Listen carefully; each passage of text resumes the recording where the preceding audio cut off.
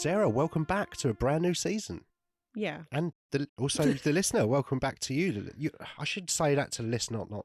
Should we start I was just going to say, no, let's stick with this. Let's start again. No, let's stick with this. Fuck's sake. This is the first episode of a new season, and I've ballsed it up already. Start as we mean to go on. We don't want to give people false impressions, do we? Shoot the hostage. Fuck up from start to finish. There you go. That's our tagline. That is our tagline. Yeah, so relevant, so appropriate. I would wear merch that features that phrase. Yeah? Yeah. We'll get it printed. Get it printed. We'll wear it. Okay. But yeah, I was gonna address the part that you were saying, welcome back, Sarah. Because it's a weird thing to say to someone you live with. Welcome back to my room that we podcast in. Yeah, I suppose so. You didn't even realise you'd gone anywhere. No. Yeah. But yeah, we are back. So welcome back to the listener, not to you, Sarah. Yep. Thanks for joining us once again. A brand new season number 12. Nuts. Last season was your choice. Mm-hmm. We did 8 movies about drugs. Drugs.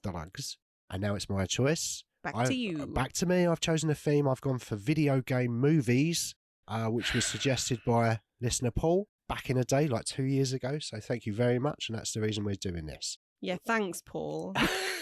Now, we'll get into we won't talk about the lineup because that's announced over on Patreon. Mm-hmm. The full lineup will be over there now, actually, if you want to become a free member. You've got to give us all of your data in exchange. No, I'm kidding. What are you going to do with the data? We don't have their data. Patreon have their data. I suppose, but if you had their data, what would you do with it?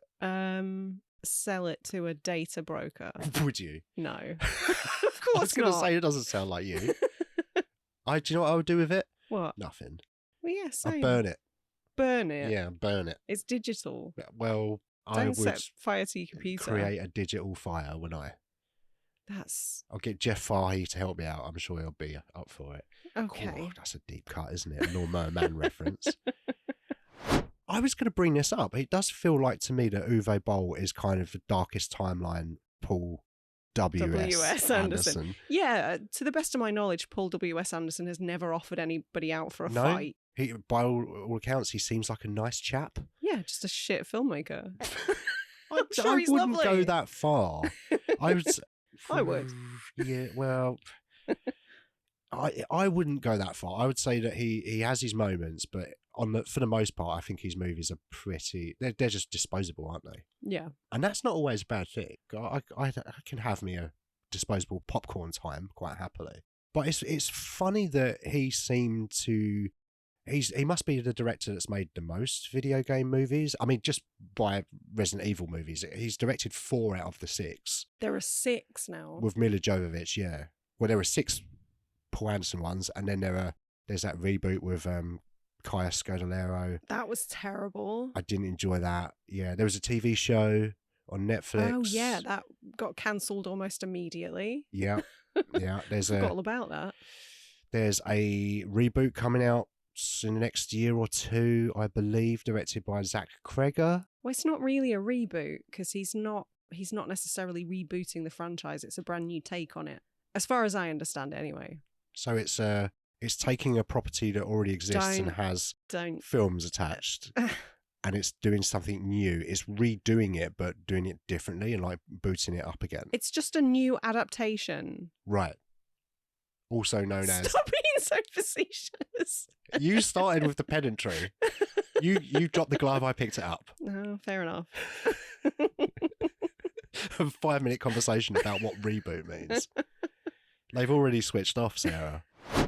So do we know who came up with the framework for the movie then, the story beats? Was anything... Paul Anderson wrote his thing as well. But was any of Romero's stuff left over, or was it all kind of retconned and they started from scratch? I think they started from scratch. Right. Okay. So this is him through and through. This is all Anderson. Yeah, Romero doesn't have a credit on it. So I think it's just page 1 rewrite. I'm Paul W.S. Anderson, didn't you know? So we're putting Milla Jovovich in the movie, who's not my wife yet. They weren't together. But she might be. So I'm going to cast her and I'm going to make her want to be my wife. I'm going to seduce her through the film. Seduce her by making a masterpiece. Well, it worked. It worked great, didn't it? It worked on her, yeah. Somebody watched The Fifth Element and got very excited by that movie, didn't they? Well, yes, you know. Just like, yeah, but what if she was wearing even less? I really like it, Mila, in movies when you wake up naked. Yeah. Oh, do you? And what? No, that's it. That's Just the like, whole sentence. yeah. I like it when you don't have any memory and you don't know who you are. Yeah. But you just kick people in the head and it's great, and you're not wearing it much. It's great. Speaking of not remembering, something that this film does that really pissed me off is like that old trope of amnesia. You forgot the word for I amnesia. know, god damn it. So angry at myself. The trope of amnesia leading to exposition.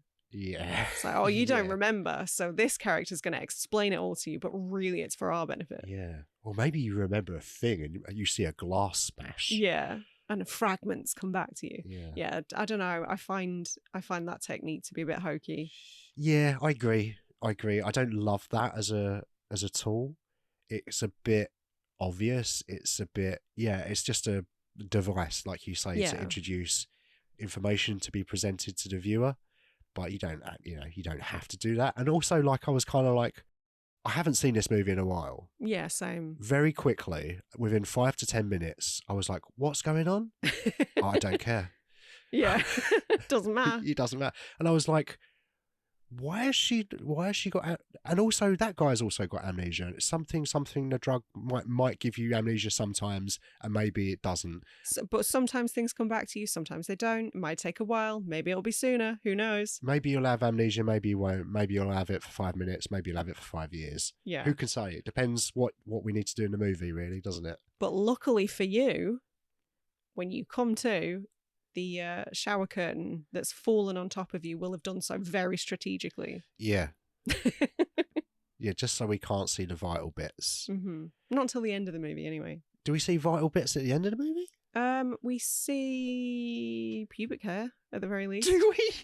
You missed that? I did. We should watch it again. I've got it on Blu-ray now. It's not going to wear out, is it? I did not really. I didn't You know don't that. even have to rewind it like a VHS. Just skip back a chapter. There's no lines in it when you pause it anymore. Yeah, that was unintentional, apparently. No shit. She moved in such a way that obviously stuff was revealed that shouldn't have been. Yeah. But Paul W. Anderson was like, fuck it, I'm keeping it in. Yeah. And that's what they said in the honeymoon as well. No. I knew it. As soon as I came out of my mouth, I was like, he's going to turn that into something. Yeah. a few alternatives that were potentially up for that role. Okay, do tell. Paul Dano? No. Too awkward. And I think he's great. He's Yeah. such a good actor, but no. Agreed. I think he's brilliant, but too awkward and weird to play a hero like that. He belongs in the Batman and Prisoners and stuff like that. Yeah. He doesn't belong in a Warcraft movie. Because it needs to be a kind of a stereotypical, archetypal type, because the character's not that well developed. So None if you're of going to them have are. it, none of them are, you're right. So if you're going to have him in, it does need to be someone that's just, swashbuckling on your head. I just didn't like his line delivery and stuff. And I don't necessarily think Paul Dano would have done a better job. I don't think Paul Dano's the man. I think I would cast him in a lot of things, not this though. Have Paul Dano as the smaller mage, the magician. Does mage mean magician? Kinda. Cool. Yes, I think that works. I think you can put Paul Dano as a weird magician boy. Yeah. Definitely. I definitely think that works. Because yeah. honestly, the guy who was, I think it's Ben Schnetzer, who, by the way, fantastic in Pride. Love that movie. Terrible here. I thought it was all right. Oh, God, awful. What? I thought it was all right. God, we really disagree about this one, don't we? This is We interesting. do. Yeah. Yeah, I thought he was terrible. But he wasn't given anything interesting to do, really. This is it. I don't think any of the characters, maybe outside of Duratan, maybe Duratan was given the most to do, played by Toby Kebbell. I was going to ask you which one Toby Kebbell was. He's done a lot of like weird mocap stuff, hasn't he? Yeah, well, Wasn't he yeah. in some of the Apes movies? He was in, I think, 2 of the Planet of the Apes movies. Yeah, he's after Terry Notary's job. I think so, who's also in this movie. Yeah, of course he is. I think he was also King Kong in Kong Skull Island, I want to say. No, Toby Kebbell was in Kong Skull Island, but as a human. But was he also the gorilla? No, I think that was Terry Notary. Was it? I believe so. Well, it was one of the two. Yeah. Yeah. The circus is on holiday. I was going to say, if Circus is busy, call Kebble or Notary. So, do you reckon circus has just got like a monkey school and like people just come in and they're just all sort of throwing bananas at each other and jumping on the Maybe. tables going ooh, ooh, ah, ah. That sounds freeing. It does sound good, doesn't it? Yeah. Do you reckon Benedict Cumberbatch has got a dragon school and they're all just sliding around the floor? Like, have you seen that video of Cumberbatch? No. Oh, you have to watch that video. This is a joke that needs context, I fear. Anson Mount was also considered. Who No, he's a bit bland as well. I only really know him from that Star Trek show, I think, and I know he was in that Marvel show which I didn't see. What was that called? The We Live on the Moon Now. Huh? We're Marvel and we live on the moon now. There must be like multiple Marvel shows I've missed because this is not ringing any kind of bell. Oh, what's he called? It was a thing anyway, but he was in that. Okay. Anton Yelchin. No. I think he was great as well. Anton R.I.P. Yelchin. Anton Yelchin. Such a good actor. Amazing actor. But again, would have been horribly miscast in this. Again, maybe He would have tiny wizard boy. Actually, yeah. He did play the magician in Curb Your Enthusiasm. Yeah, so he's got practice. He's already a magician. Yeah. Sarah, a rare brand new movie for us today. Is this the newest film that we've covered to date? Yes. Well, it came out this year, 2025. We've never covered a movie on the main feed that came out the year that season has come out. Have I screwed up this whole thing already? No. No, fuck it. It's staying in, whatever. Brand new movie, Until Dawn. It's a video game movie, Sarah. Yep. Came out just a few short months ago. Mm-hmm. Without much fuss at all. It quietly came, it quietly went. Yes. Not quietly enough. Not quietly enough? Okay. I did not love this. Okay, interesting. We'll get into all of that. It's based on a game, Mm-hmm. which we said. You have played the game, and we'll talk a little bit about how the film compares to the game and the mechanics of each. But when did you play the game, and under what circumstances? Is it a solo situation game? Was it a team sports? It was. The first time I ever played this was, I think, in 2016 or 2017 with my old podcast co-host Phil. He brought his entire PlayStation round to my house because it was a PlayStation only game. Yeah. And we went through the whole thing over several nights. Really? Yeah. Okay. Because it's about a 10-hour game, I think, if I remember rightly. It's in chapters, and I feel like each one is roughly about an hour. And you really enjoyed it? I loved it. You liked the game so much that we procured it on my PlayStation, and we played it for about 20 minutes. We played it for almost 2 hours. Oh, did we? I played it for almost 2 hours while you sat there. You played a bit. Okay. But you weren't massively sold. No, the problem with games like that is that they don't have cars in. Right. And I can't drive anything. No. And that's a problem for me when it comes to gaming. Fair enough. He also directed Shazam. Oh, yeah. I always forget that. Unfortunately, Shazam 2. But yeah. Oh, he did the sequel as well? Yes. Oh, no. Yes. But I always say with these directors, when you're making a big tentpole movie like that, I give him a whatever bit the of slack. outcome, yeah, it's not really. I enjoyed the first Shazam movie, but that second one was rough. Yeah. Rough. I keep saying rough. I didn't even hate it as much as you did. It was dog. I didn't think it was the worst, but this is something that ruins a lot of movies for me. I know too much about Zachary Levi, and he seems like a total prick. Yes, he does. And that, unfortunately, colours my view of his roles. Yep, agreed. People just need to be quiet. Especially just live quiet lives. If your name is Zachary Levi, I think you especially need to be quiet. Yeah.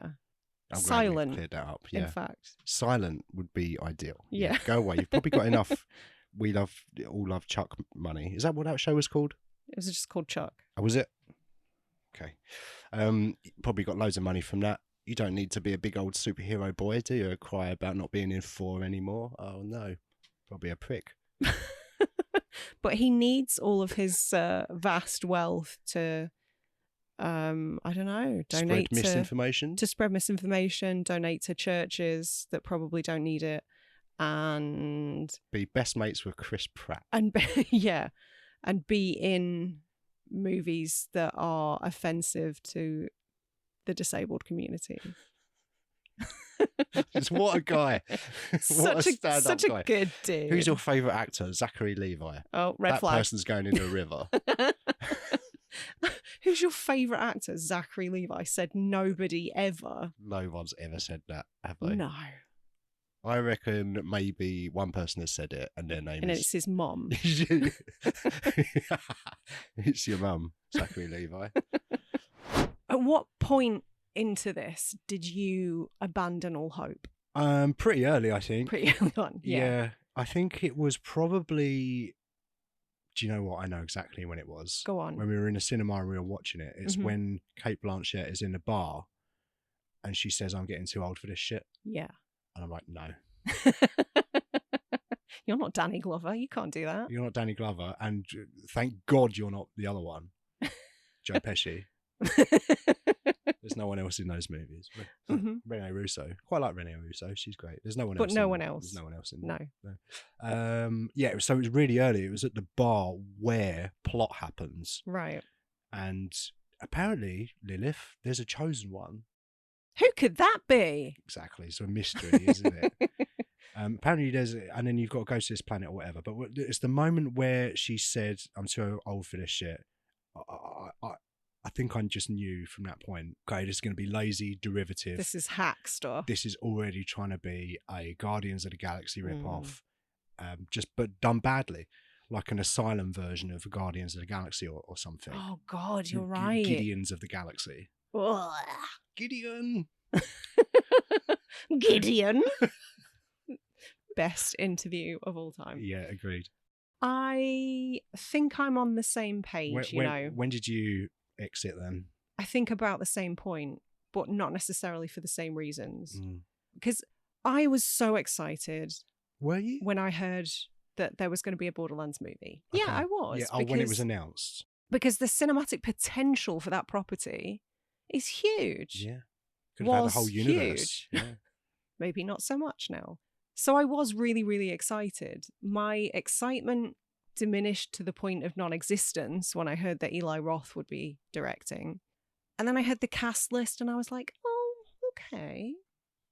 There's a few people that I quite like. Odd casting in some cases, but I'm not going to write it off just yet. Then I saw the trailer and I was like, oh no. I think maybe my childlike optimism wouldn't allow me to snuff it out completely. Yeah. So there was still a modicum of hope when I sat down in the cinema that day. I can totally sympathise with that. There are lots of video game adaptations that I really like, but are not very good objectively. Yeah. So even if something is not great, if they somehow tap into something in a game or an element that I'm really interested in, I'm probably going to get something out of it. Yeah. So if I was you, I would have been exactly the same, just clinging on to that little glimmer of hope, I think. But many, many ingredients, lots of red flags. Yes. But you were like, no, this is fine. Yeah. It's fine. I just sat in a room that's on fire around me going, yeah, everything's okay. It could still be good, guys. Yeah. Week 5 of video game movies. This week we're talking about Tron Legacy. Not the original Tron, the sequel to Tron. Okay. Called Legacy. 2010. Yep. Sequel to the 1982 movie. Yeah, it's as old as I am. That came out in 1982. That's when you came out. It is. Yeah. I wasn't released in cinemas, but I did come out. Not that you are aware of. I hope not.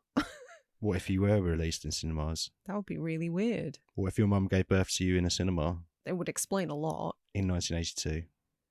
What would she have been watching? The Thing. The Thing, yeah. I mean, I don't think that's what happened, but it would make a lot of sense. I don't know exactly when the first movie came out, but I do wonder if it was in December of 1982. Let's go with that. Let's say it was December. It feels like a Christmas movie, Does it? the original one. Yeah, it's got lights in it.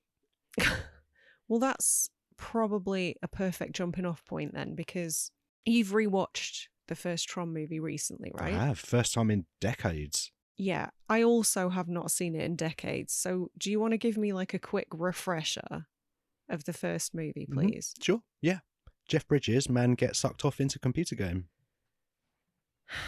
Jeff Bridges, man plays disc game. Jeff Bridges, man plays motorbike game. Jeff Bridges, man comes out of computer game. The end. It's a little bit like Tron Legacy, really. But Bruce Bogtrotter's in it, right? He's going to say Springsteen. What's his name? What did you call him? Bruce Bogtrotter. Bogtrotter. What's his name? Leitner? That's the one. Uh, He's in both as well, right? Brox. Yeah, Brox. Bruce. It's really Bruce hard Box to say. Leitner. Yes. Big Brucey. Mm-hmm. Big Brucey boys in both movies. He's in the 1982 one and a 2010 one as Tron. Brucey bonus. Yeah, you get a Brucey bonus, Bruce Box Leitner, in both movies. And so they're both called Tron, but they're not really about Tron. Neither of the movies are about Tron, which is a curious choice. I did think that. I think I thought that when I used to watch the original when I was a kid. Because Tron was so cool, but it's like, but he's barely in it. It's Jeff Bridges, is that Tron? My parents be like, nah, that's not Tron, Dad. But why? Because it's called Tron. Should have called it Jeff Bridges. But he's Alan in this one. Yeah, he's also Tron. Yeah. And Rinsler, like baddie Tron, good Tron guy. I'm a little bit confused, to be honest. All right, well, look, said that's going to be a recurring motif, this show. I think this belongs in a video game season. I think that's fine. You don't have to justify it. I just wondered why you held it in such regard that you chose it. I wanted to talk about it a bit. Cool. That's a pretty good reason for deciding to include it on a podcast, yeah. Like I said, fondness for it. Daft Punk ticks a lot of boxes for me. I've got the 3D Blu-ray. And I just thought, yeah, let's slap it in this season. It's as good as any, I suppose. What do you mean the 3D Blu-ray? The three. You can watch it in 3Ds. In 3Ds? Yeah. 3 of them? Yes. Does it require dumb glasses? No. How do you watch it in 3Ds then? You have to have 3D televisions, one for each eye. I sound like a Luddite, but 3D is not a huge thing that I know about because, quick side note, I have strabismus, so I can't actually see 3D or Magic Eye pictures or any of that shit. So it's not something I've taken any great interest in. But the red and the blue, that was anamorphic widescreen. Anamorphic 3D? No. I don't. Are you talking about the little glasses with the red and the blue windows on? That's what I still think of when we talk about 3D movies. I mean, they were 3D glasses that we had when we watched that Freddy Krueger movie in 1991. Yeah, or like Jaws 3D. Sure. Yeah. So Jaws how is it 3D now? Oh, no. Do they come around your house? Yeah, well, there's 2 people. There's one holding a red sheet of glass. There's the other one holding a blue sheet of glass. Oh, no, I meant Jeff Bridges. Jeff Bridges just comes over to act it out. Right, like a performance art situation. Yeah. 3D. It's actually theatre. Yeah. How do they get around the de-aging thing and the duplication of... It's probably going to look about as good as it did in the movie. He's going to clone himself. He's going to mini-me himself. Yeah, maybe. What are we talking about? Tron Legacy. Yeah, of course we are. That's what we're here to do, isn't it? But it's early days. It's early days de-aging, and it's still, even in 2025, they haven't nailed it yet. True. Yeah. It does look better, but you've still got the movement problem. You've still got the issue that the second that anyone tries to move a frame, their body moves and their face is like a millisecond behind. Yeah, their head moves and then their features follow a split second after. It's weird. It is weird, and it takes you out of it. Now, there's the part at the start where Flynn is explaining to young Sam that, there's this magic place where we put robots in and that we live there together and it's great. And there's the de-aging part there. And that, awful. I can't you don't need to do it. No. And it, Well, because initially you just seen him from the back. yeah. That would have been fine. Yeah. You don't need to do it. You've already done the voiceover stuff at the start as well. Like, you're sort of double dipping there as well, I think, anyway, with the voiceover and dialogue, which And is also, a huge problem, as we've spoken about many times. Yeah. But also, like, Jeff Bridges has such a recognisable voice. Yeah, man. Like, you instantly know it's, Yeah. like, especially fans of the first movie would instantly recognise that voice. Yeah, one of the most recognisable voices in acting, I would say. Yeah. So I didn't... Outside of Gilbert Gottfried. Sure. The parrot from Aladdin. I tell no lies. Yeah. So we're continuing our video game movie theme with 2001's Tomb Raider. I thought you were going to say 2001. A Space Odyssey. That's not based on a video game. No, it's not based on... Anything. Is it based on book?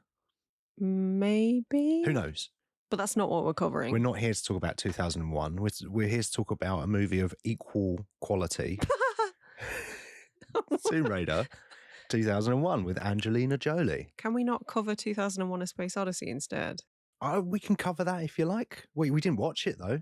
But we have watched it. Yeah. I would rather talk about that space baby than whatever nonsense was going on in this movie. I'm sure we'll unpack the everything about 2001 A Space Odyssey at some point when we inevitably cover it. But will it be my choice or yours? Well, that's a really good question. I suppose it depends who picks space or giant baby season. Giant baby season? What else could that possibly entail? Honey, I Blew Up the Kid. Yeah. There we go. That's the other one, isn't it? That's the only other one. It's a short season. Yeah. I'm not saying it's going to be a long season, but it's going to be a short season. So Tomb Raider is our second Simon West movie. Is it? Yep. Director. Oh, did he do Con Air? Con Air is the one. Of course he did, yeah. Of course he did. And if you've listened to that show, you know how enthusiastic I was about that one. You love Con Air. I loved Con Air, yeah. And this is definitely not sarcasm. Con Air or Tomb Raider 2001? Con Air. Mm, Because at least that's got Nicolas Cage. that's true. It has a And bunny. John Cusack in sandals. Yeah. Yeah, it's true. The studio did push for, because at this point, it all become about Lara Croft. So even the games are saying Tomb Raider featuring Lara Croft. This movie is called Lara Croft Tomb Raider. Mm-hmm. But by the time the second game came out, it was probably peak Tomb Raider, I would say, popularity. The studio wanted developers to add a nudie cheat code called Nude Raider, where you put in a code and her clothes fall off, which would have been fun, wouldn't it? When I say I don't like men, obviously I don't mean all men. I do mean those men. Yeah, I know. Specifically those men. That's who I'm talking about. Do you know who I like really? It's the developers. Because when a studio asked them to include a nudie cheat code, do you know what the developers said? Fuck off. Not far off. They said bog off. Oh. Yeah. I really, really hope all these people who sacrificed sleep and stood up on their principles sold their shares and made bank. So do I. Yeah, so they said bog off. As a compromise, they did add a Nude Raider cheat code, but instead of removing Lara's clothes, when you put in the code, she exploded. And I'm pretty sure that I tried it. Anarchy! I love it. Yeah. Really funny. I loved that. Yeah, I loved it. I thought you were going to say, like, they made the butler naked or something No. instead. No. Oh, the butler suffered enough when you used to lock him in the freezer in Tomb Raider 2, which you can still do. That might just be a you thing. It's not a me thing, no. Really? That's the thing. I thought, like, when the game came out, and the butler's following you around in Lara's house. It's like the training bit. And you see the big freezer. It's like the size of a room. You think, I wonder if he'll follow me in the freezer. And he does. And you're like, I'm quite a bit quicker than him. I wonder if I can shut the freezer door with him still in it. Yeah, you can. And I did that. And it wasn't until years later that I was talking about Tomb Raider games to my friend. And he said he did exactly the same thing. And now the internet has become a thing. It's apparently something that a lot of people used to do.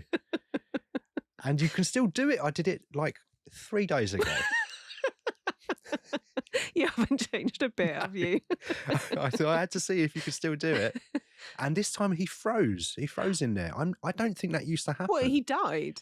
No, he just like froze a bit, and then when you open a door, it takes about 3 to 4 seconds, and he just defrosts and then carries on following you about. You Walt Disney'd him? Yeah. Is he frozen? Oh, well, that's the rumour, isn't it? Is He's it? Cryogenically frozen somewhere. But yeah, I can't really cast judgment on you torturing the butler because I used to put my Sims through hell. I know. So. I've heard all about your Sims journey. Battle Royale! What did you do to him? Tell the listeners. I would put a maximum of, I think it was 8 people was the maximum you could put in a house. And I would remove all of the windows and the doors. And I would put that horrible clown painting on every wall. I would remove the toilets and the beds. Until they peed themselves and argued and fought and died. And then the last one to survive was the winner. Right. And what did they get? A lifetime of therapy, I assume? No, I just would start a new game at that point. Reset then? Yeah. So you just deleted them all anyway? Yeah. Wow. Don't say that. The Sims, their god is Sarah. No, don't say that, because I do sometimes, like, when I'm trying to sleep at night, I am sometimes kept awake by the notion that if we're in a simulation, we're probably in a simulation. I don't know. Like, they're my simulation. So was I putting them through actual pain and torment? Were they, to some degree, sentient? I don't know, you're looking off into the middle distance there, like you're asking a philosophical question about The Sims. I do think about my dead Sims sometimes. You should have thought about that before you tortured them to I death, know. didn't you? Look, I was young. I know, we all make mistakes, don't we? Yeah. It's not like the Throng. They weren't actually conscious, were they? But were they? Yeah. That's the question, isn't it? Thronglets. Yeah. What about a theme park? Do you remember, did you ever play theme park? I did, and then, well, I had Roller Coaster Tycoon. Right. And I realised that you could set them going without completing the track. Yeah. Yeah. 0 days since an accident. Yeah. I love closing the park, letting all the queues build up, and then like building this really nice attraction, but just taking one block out of the roller coaster and just watching it fly off the screen. Let's hope that none of them were sentient, hey? No. One thing I liked about this film is that they at least, well, that it ended, but they did at least attempt for some equality. Explain. Well, near the beginning, she's got a shower scene, and it is a bit like, oh, for fuck's sake. Got to show some side boob in the kids' film. This is made for 13-year-old boys and 13-year-old boys exclusively. But Daniel Craig gets a similar, much shorter shower scene, and a maid screams at his dick. Very strange scene. Yeah. A move only seen by Louis C.K. until that point. I don't think he was ejaculating into a plant pot or whatever. I don't know. I wasn't there, all right? But yeah, they do at least attempt equality, which I respect. They were going to not have that scene in the film, the Daniel Craig one. Okay. They tested the film. Audiences responded to that character and said, we want more Alex West. So like, fuck it. All right. Well, you want more? We'll give you more. Look, oil up. Craig, get that fucking baby oil on you. And dehydrate immediately. No water for Daniel Craig for 4 months. Get in that sauna. Yeah. Very strategically placed banister there, covering his boyhood. Yeah. I did watch, as I say, watch the commentary today and rewound that scene a couple of times to see if I could pause it in the correct position, see if there was any baby Craig action. Couldn't see any.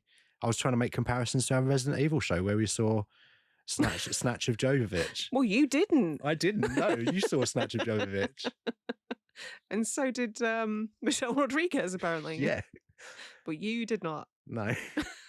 I missed it, unfortunately.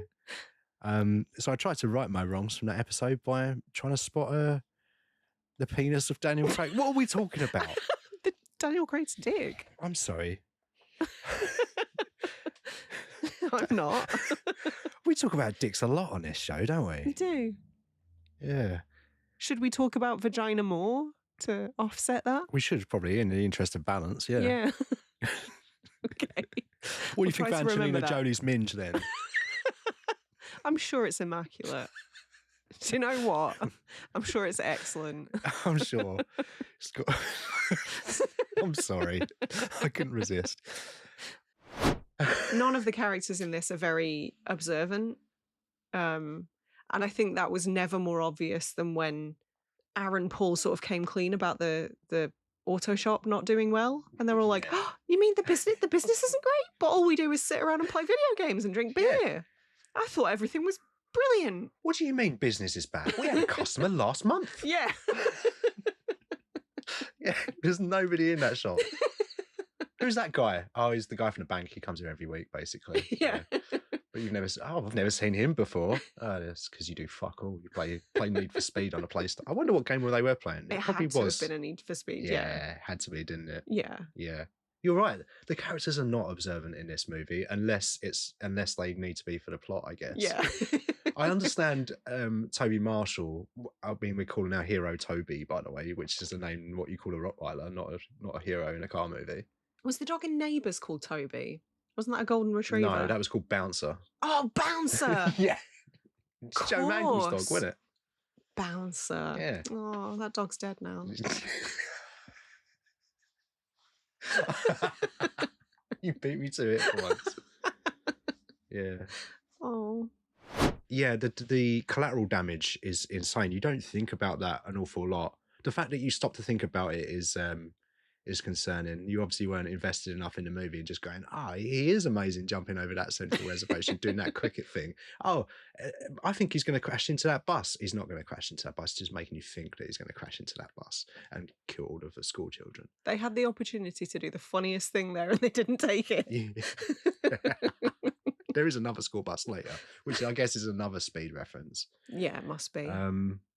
But yeah, there's no jury along the breadth of America that would evacuate his previous convictions and ignore all the subsequent crimes. Yeah, straight away, like you say, just breaking parole. Yeah. At least he didn't nick the Mustang. At least he borrowed it. That's true. That's true. So I reckon, by my count, he should be getting like 100 years or so. Oh, maybe. two consecutive life sentences. And then, of course, so he'll be getting charged by the states, various states. I don't know how that's going to work, really. Yeah. But don't forget also about the small claims that he's going to have to face. All of the whiplash claims. There's going to be like no claim, no all those no win, no fee companies would have been watching the news, just rubbing their hands. Oh, the ambulance chasers. Yeah, they were gleeful that day. Yeah. Neck braces sold out.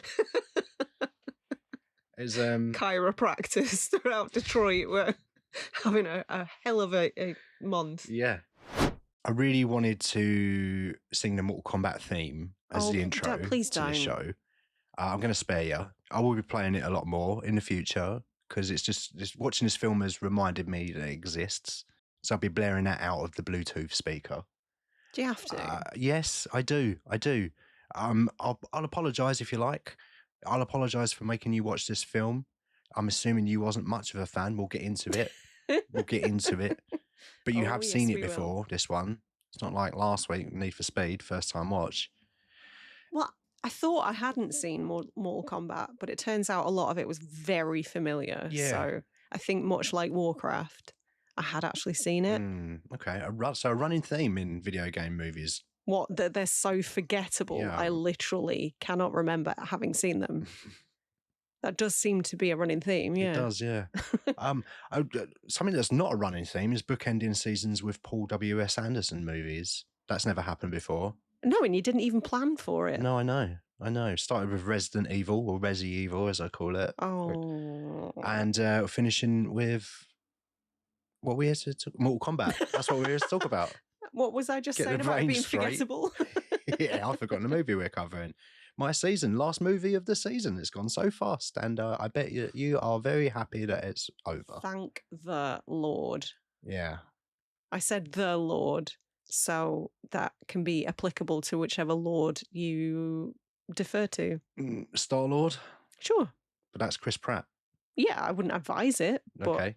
I wanted to be inclusive. Lord and Miller? I don't think that counts.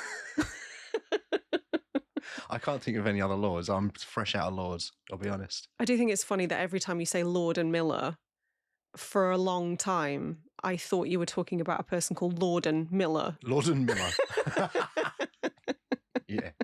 It took me a while. Yeah, I forgot that you thought that. Yeah. That's very amusing, tickling to me. I was pretty excited, I think, for this to come out. I definitely rented it and enjoyed it, and so procured the big box VHS, which I watched many, many times. I feel like big box VHS tapes were pricey back then, weren't they? No, I think they were cheap, and that's why I bought them. Oh. Ex-rentals. Maybe Yeah. I'm just thinking about this one instance when I really wanted a copy of My Own Private Idaho, the Gus Van Sant movie. And so when I was 16 and on holiday in Wales with my parents, we went into a video shop because I wasn't a member there. I just wanted to look at videos. And they had a copy and my dad talked them into selling it to us, but it was like 35 quid. Really? Yeah. I bet if you'd have gone to Woolworths, it was on sale for like a tenner. No, it wasn't available to buy. Anywhere, that was the whole point. That's why we had to talk them into selling it to us. Oh, okay. And I still love that movie, but I no longer have the VHS, which makes me very sad often. I was going to... Didn't you rebuy it on VHS? No. Oh, I thought you had it. I thought we had it on No. the shelf. I used to use big box VHS tapes as a way to hang shelves without putting anything in the walls. Wait, what? So I need more. So I'd buy shelves and then put the big box VHS ones on the ends, and then put the next shelf up on top of those, and then you can get all of the little VHSs in between the big ones. And you just keep going up. I see. So you always had to have like a symmetrical number of an even number of big box VHSs, but it worked fine. I had Mortal Kombat on the bottom row. Creative. Yeah, it did present a problem though if you wanted to watch that movie. I was going to say, how did you ever watch any of the big box ones that were on the ends? Well, the trick was to always have Mortal Kombat in the machine, in the receiver, and then it never needs to be in the case. Right. So you watched it a lot then? Yeah. But I also had Beethoven's Second on VHS, and that stayed in the case. Yeah, I had Riverdance on VHS once, and that very much stayed in the case. You don't strike me as a Riverdance kind of person. No, I'm not. Apparently my nana thought I was, though. Did your nana think that you were because you said that you enjoyed it? She bought one for my cousin and said, "Do you think Hannah will like this?" And I said, "I think she'll love it, Nana. Well done." And she took that to mean that I wanted one too. Ah, okay.